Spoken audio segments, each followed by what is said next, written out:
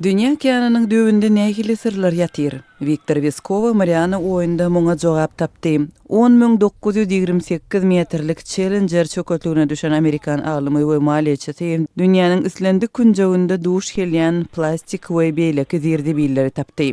Bu tarihte su astında iň uly çuňluk edilen seýahat boldy. Atstavkadaky harby deňiz ofiseri Veskova 1960-njy ýylda rekord görkezen öňkü seýahatçydan 16 metr çuňluga düşmegi başardy.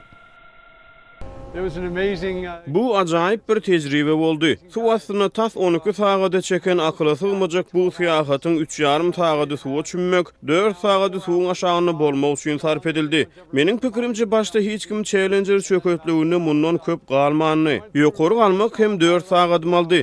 Men energiýanyň tas ählisini sarp etdim. Bateriýalary çalışmaly boldum. Emma bu ajaýypdy.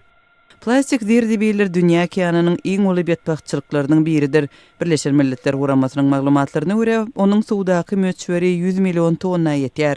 Veskova we onuň Five Deeps ekspedisiýasynyň agdalary Mariana oýunda tapylan jandarlary barlap olaryň içinde mikroplastigiň izleriniň bolup bolmazlygyny anyklamak isleýärler.